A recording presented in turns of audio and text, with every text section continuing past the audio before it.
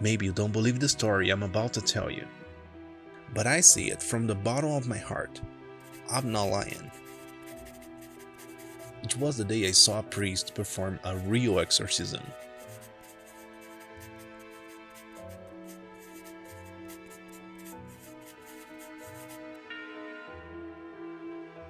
My friend and I were interviewing a priest, and we were asked to document everything. We went on a farm in a really small city in Ohio.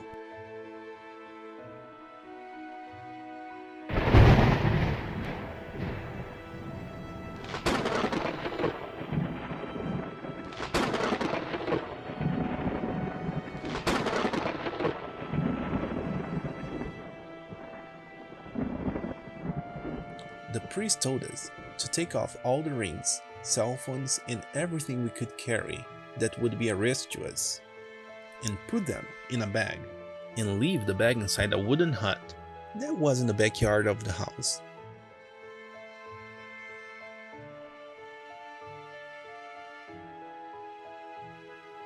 Well, I wasn't scared or anything like that.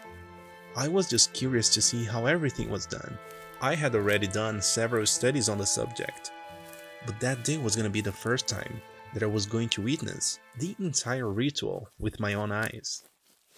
I met the family the moment I got inside the house. They took us to a room where their son was.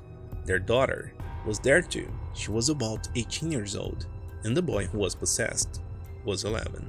The little boy was on a bed, wearing his blue pajamas. And what really got me was that nothing that I had seen in the movies happened. There were no flying objects. The child was not writhing and vomiting. He just looked sick. The priest then started to perform the exorcism ritual.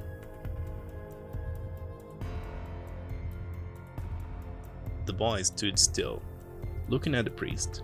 I don't think he even understood what was going on. After finishing the ritual, the priest was leaving the room when I asked, "Is that over? Is the boy free from the devil?" The priest told me that the exorcism ritual is a torture to demons, and they usually need 8 rituals to know the name of the demon. Only after discovering the name of the demon, they can cast it out. Well, he said that and left. I was writing down everything that happened in my notebook when the little boy turned to me and said, "Are you guys making a movie?" "Yeah," I replied. Suddenly, the little boy looked at my friend and said something that shocked him and left him wide-eyed. It was a secret that he kept under lock and key. He was speechless. How did he know about it? The boy kept looking at us.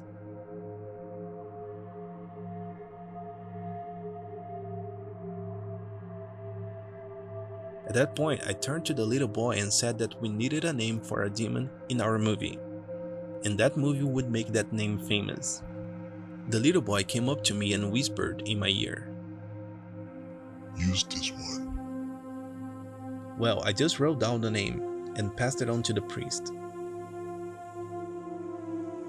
We were leaving when I remembered that we left our belongings inside the family's cabin.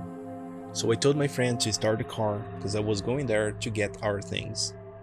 That cabin was used to store some old stuff. The place was dirty, looking like it was abandoned.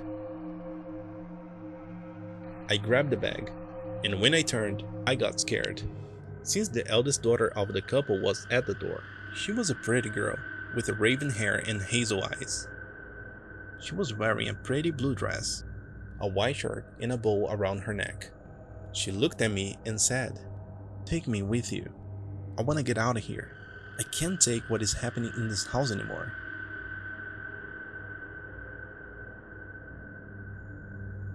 Well, I said no, even though she was 18. I didn't want to get in trouble. She insisted, but I really didn't think it was a good idea. So I said no again and got out of there.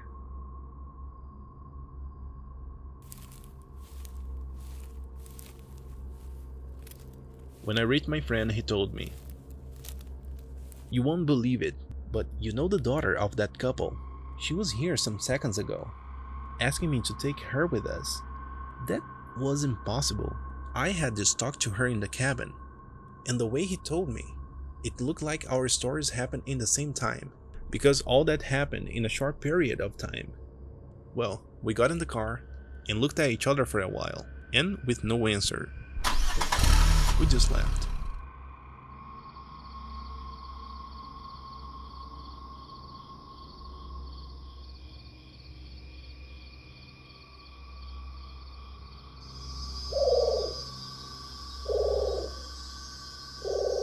It was late, and that exorcism story had exhausted us, so my friend ended up taking a nap while I was driving. After a while, I stopped the car and said, "Can you drive a little?" "Why? Are you tired?" he asked. "No," I answered. "It's just the second time that girl appears on the road, asking me for a ride. Sometimes I wonder what would have happened if I had agreed to take her with us."